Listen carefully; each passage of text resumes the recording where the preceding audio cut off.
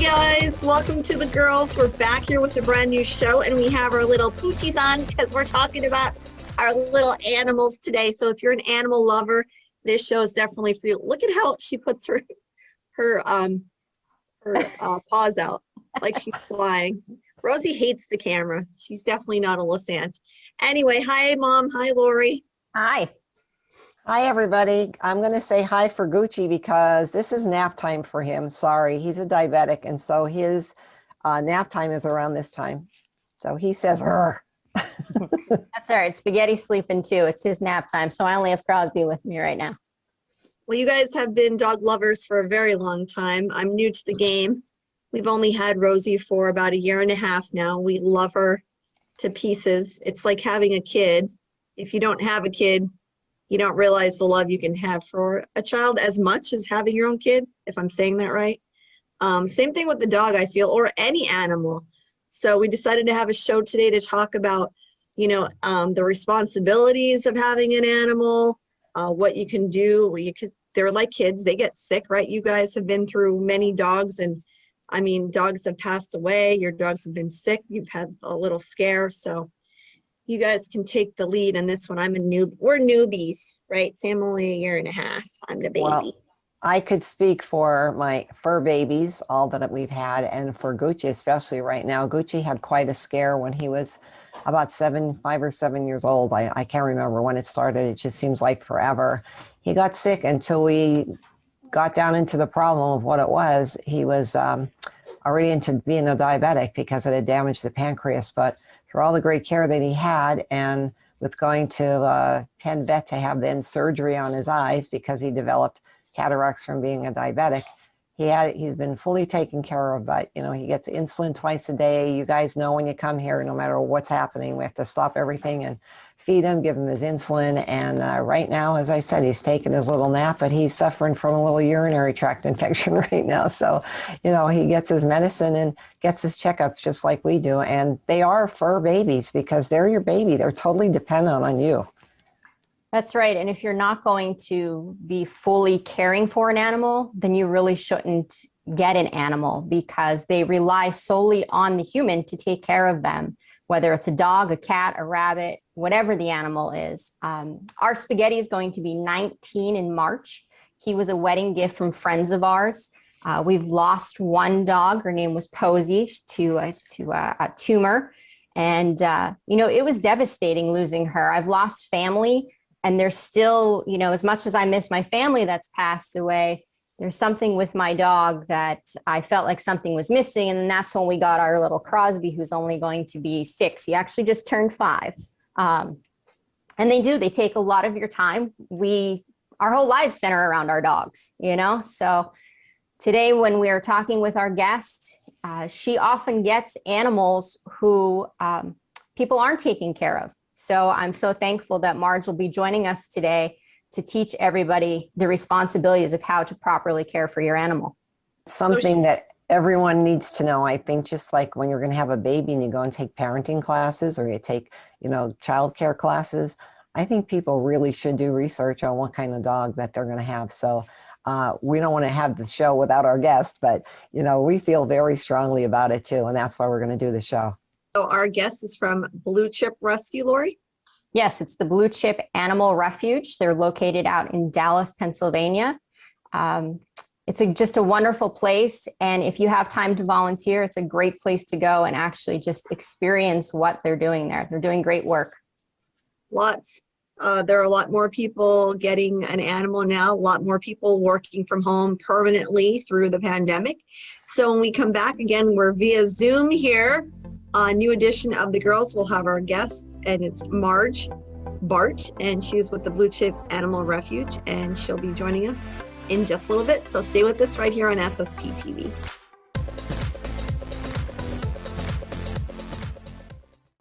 Welcome back to The Girls, everyone. I'm really excited about our show today. As an animal lover since I was just a little girl, I'm excited to have Margaret Bart with us today from the Blue Chip Animal Refuge located out in Dallas.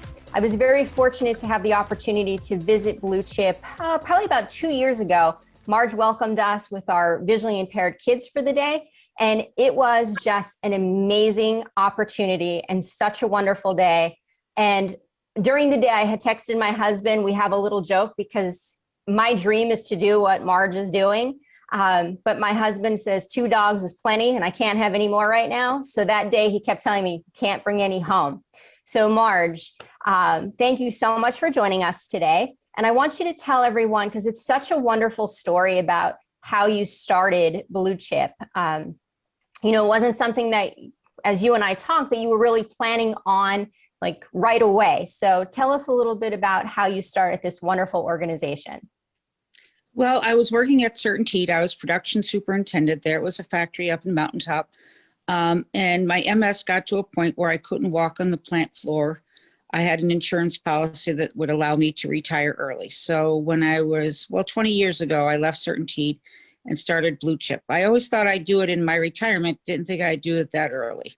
And the reason I really started it is probably, as most of you know, MS is a day-to-day disease. You never know how each day is going to be. So I thought, what's going to make me get up every day and want to go out and be motivated? And I thought the animals would do it. And you had already had, sorry, Janine, you already had some animals at your home that you had multiple dogs as well as a horse farm, right? Correct. I always loved horses. So I have horses here. I give riding lessons. So I already had the farm and I decided that would be a good place to start. Initially, I had all the dogs in my house. In fact, when the Department of Agriculture came to inspect the kennel, they actually inspected my house because that was what was called the kennel. So I had the cats in the barn. I had a screened-in stall, whatnot. And then as it grew, people donated and we built a real kennel. We built real cat houses and we took in large farm animals also. So currently, how many animals, because you don't only have dogs, how many animals do you have? And how many of those animals are they injured that you have to take care of them? Well, most of the cats that come have problems. Like people call us and a cat's been hit by a car and it has to have the leg amputated so they can't afford it, or it's a stray cat. A lot of the dogs, like most recently, there was a dog found in Francis Slocum that had a prolapsed uterus. And she was probably dumped. So we had to take her down to Valley Central in Allentown to an emergency hospital. So we currently have 50 dogs on the farm, 100 cats, about 12 to 15 bunnies. I'm not sure exactly. And then we have 3 potbelly pigs, a goat, a sheep, and 3 rescue horses. That's Oh my Lori's Lord. dream. Yes, it is. Yes, it is. What is your day like? I mean, excuse me, what time do you start taking care of all these animals? Do you any help? Well, like I said, I have one handyman who rents the apartment downstairs in my home. And then we have about 12 dedicated volunteers who come every day when they can, except with a situation like today. And then we have about 20 other volunteers who come and go. So we have a great network of people who help. We have bunny people, we have cat people, we have dog people, and we have horse people. So everybody has their own little network. My day roughly starts at about 7. We start and we get everybody fed, get everybody turned out. We have in and outdoor kennels. Some of the dogs have to be walked, so we have to do that. Then I have vet runs every day. I go to the vets with either cats to be spayed. All of our animals are spayed or neutered before they're adopted, and they all see a veterinarian before they leave. Now, every day, I was reading some of what's on your Facebook page. Every day you are with the animals. That is the primary job for you, is that you care for all of these animals. Correct. Myself and the volunteers. Well, that's some task. It is, and it's great enjoyment. Some of them are not always happy to see you. You know, some of them come from bad environments. A lot of the dogs have PTSD. People don't understand that they get them. And we try to educate the public, but it is very difficult. I'd have to say my most frustrating task in this is educating the public, teaching them to spay and neuter and why you do it. It's not just to keep the population down, but it prevents diseases like this dog that we found. She would have never had a prolapsed uterus had she been spayed. Dogs and cats get cancer because they're not spayed. Our rabbits populate too much, and then the rabbits get put to sleep. It's just an endless process, and it's so hard to educate people. It really is. As a new owner of a dog, only a year, what is some advice you give to someone maybe thinking of getting their first pet? Well, the first thing I tell them is make sure you have the time and money. If you don't have those two things, don't even think about it. If you've chosen that you do have both those things and can handle it, then when you get your dog, socialize them as much as possible. The biggest problem with dogs that we get is fear aggression. And I try to tell people it's like taking a child out of an orphanage that has never seen other people. And all of a sudden there's 15 people standing around staring at them. What do you think that child's going to do? Probably scream. Well, a dog's going to bite. So people take a dog and instead of socializing it, have people come in and sit down and let the dog meet them slowly. They take them to the neighbor's house. They invite the kids over. They do all the things that he shouldn't do, and the dog feels overwhelmed and he bites. But if they did it properly, socialize them, they wouldn't be like that. Dogs by nature are very loving, trusting, and caring. They don't want to bite. Fear aggression is a terrible thing, and people make it happen. So Marge, do you have a program there at Blue Chip for folks who are thinking about getting an animal? Can they come in and talk with you? Do you do that prior to the adopting portion of it? Because I'm sure that you do an application and really, you're not just giving a dog or a cat or the bunny or whatever animal to anyone. I'm sure you have a process. So can you talk about what your process is if I want to come in and adopt one of your animals? Sure. What you do is you fill out an application online. All of our animals are on our Facebook page, the dogs, the cats, the rabbits. So you apply online for the specific animal you want. We go over your application. We check your house, usually online, we check it. We make sure that if you rent, we call the homeowner to make sure that he allows dogs. We make sure that you have a steady income. We make sure that you're home enough. We ask how many hours a day will the dog be left alone? Who will take care of the dog when you're not there? Do you like to exercise? Often people come in and they say, oh, I want an Australian Shepherd. And I'll say, well, they're very highly active dogs. They need somebody who's a jogger. They need a job. Are you going to go take them walks in the woods, et cetera? And they say, no, I have an apartment. Well, right away, then that's not the dog for you. And the reason most dogs are given up, number one reason is it's the wrong type of dog for the person. For example, we always have Australian Shepherds given up because they're chasing the kids' feet. Well, that's what they are. They're herding animals. So when the kids start to move around, the dogs try to control them. And so they get turned into a shelter. Or people get a golden retriever and they don't want to exercise the dog. Or they get a dog that sheds, or they get a dog that isn't great with kids. They get a Great Pyrenees and wonder why the kids are getting bitten. Well, they're control dogs. They're meant to be, herding, protecting the livestock. So the biggest reason is people don't research the type of dog. So if they come, we educate them. We don't adopt dogs. I tell people my job is to protect the animals. I really, whatever your circumstances are, they are, but my job is to protect the pet. So, they get angry when I won't give them the dog they want, but that's life. Is it good or bad to crate your dog when you're not home? Should you only use a crate when you're training them, potty training them?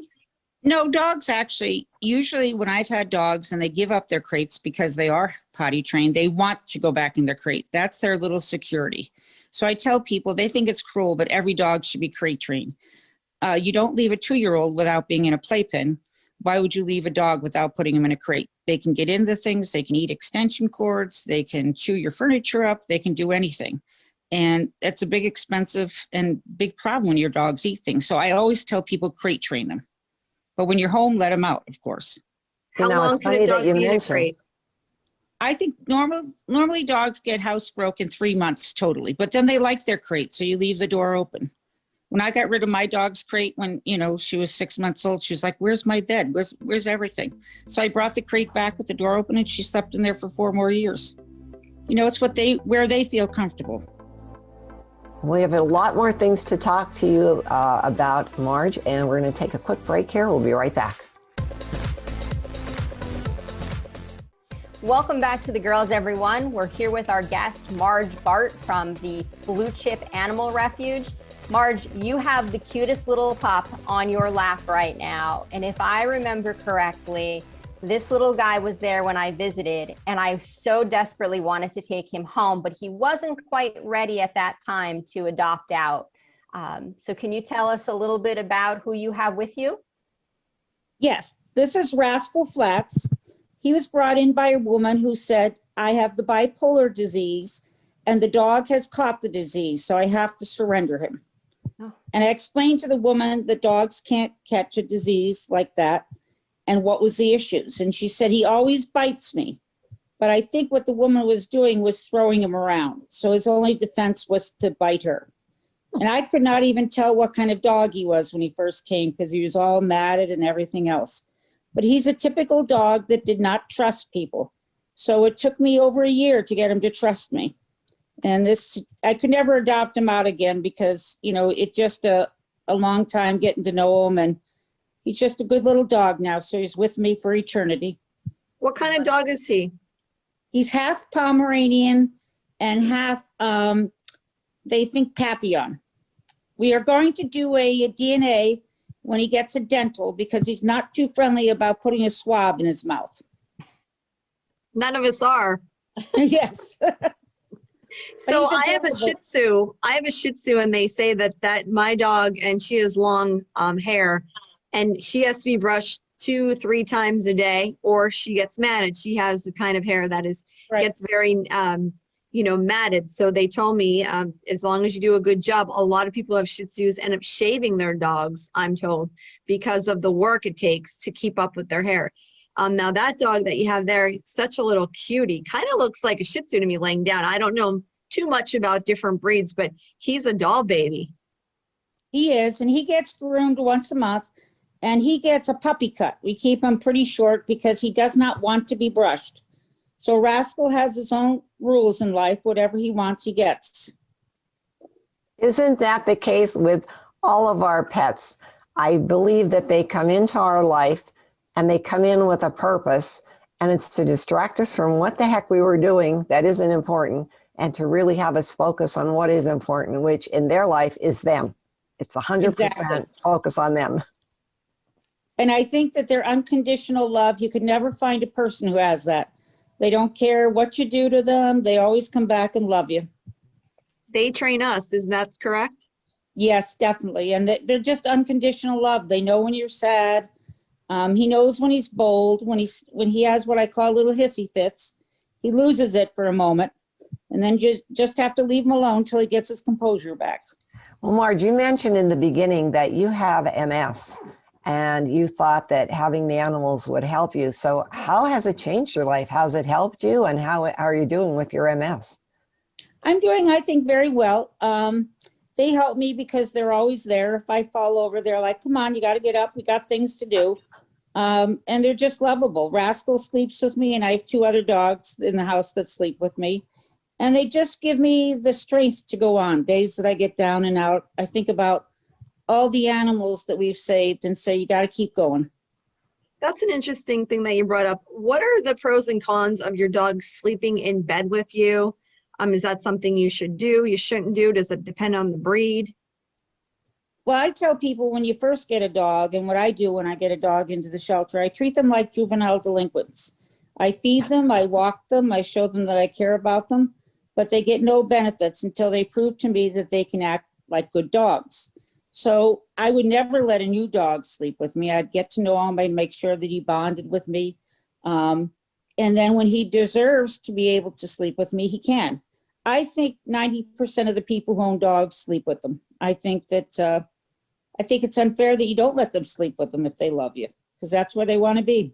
Exactly. And I don't know about the other people, but I actually sleep with my dog because he's taken over the bed. I get like this much of the bed and he has the rest of it. And so he sometimes gets kind of territorial with, I have to move so that he can have that spot. Well, see, that's where I say, okay, you're not sleeping with me anymore. When they get to be, what I call that is resource guarding. They think the bed is theirs. So then they have to have a little time up and realize that it's not theirs, because I've slept with dogs that have attacked me in the middle of the night because I moved. So that's how I learned that when you don't respect that it's my bed and it's a privilege for you to sleep here, then you're back to your crate. Is it good to leave their food out all day? Does it matter? Again, I'm a newbie, but these are some questions that people ask about feeding. And, you know, obviously you leave water all day, but does it depend again on the breed if you leave their food out all day, or does it depend on if you're going to be home or not? Most dogs learn when you're going to come home. So I free feed all of my dogs, and I recommend that people get to that state. So I only feed a high quality dry food. They have dry food out all the time. They can come and get it whenever. Now, obviously the kennel dogs, we feed on a routine schedule. And I believe the free feeding is the best, because then they can eat when they want to. Then they regulate it. Like my dogs in the house never usually eat after 6 o'clock, because I know we go to bed early, and last time out is 8, and that's it.